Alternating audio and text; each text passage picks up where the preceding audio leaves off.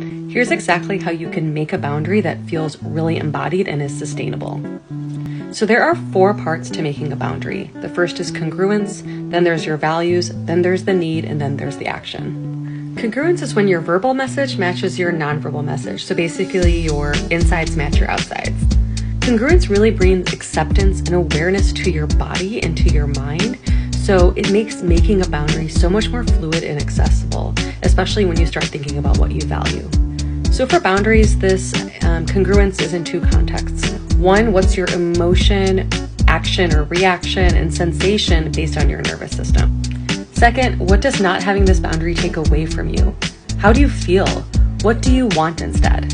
Congruence is actually as simple as I plus a verb. So right now it's I gesture, I talk, I think, I smile. It's what's really happening. And it's also I share. Now, in terms of values, what do you value in general in life? What do you value about the relationship you want to make about the boundary with? And what do you value about that specific circumstance?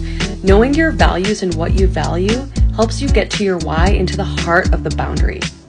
This also helps you focus the boundary on yourself, because boundaries are not about changing other people's behaviors and waiting for them to change and actually giving yourself more anxiety. It's about the actions you could take, which brings me to needs and actions.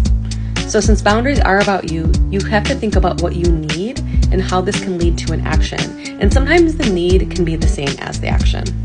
So for example, my need can be that I don't want to absorb someone else's energy. So for me, that can be spending less time with them. It can be grounding myself before I see them. It can be avoiding this person completely. So the need itself can have a lot of different actions that help get that need met. And this is also based on what you value and what your congruence is right now. So by meeting yourself where you're at with your congruence, you can more easily access your values, your needs, and your actions. This way, boundaries are way more than what you say. They become embodied, and even if you fail, you get to know yourself a little more. Now, please give yourself grace in the process of making boundaries. This is a skill, and just like, building our muscles, this is something that takes time. If this helped, I'd love to get even deeper with you and practice this in my live 6-week boundaries course that starts in mid-March. Head to the link in my bio to check it out. I'm super excited about it, and it is the last time I'm going to do it live. Thanks for listening. Like and follow for more.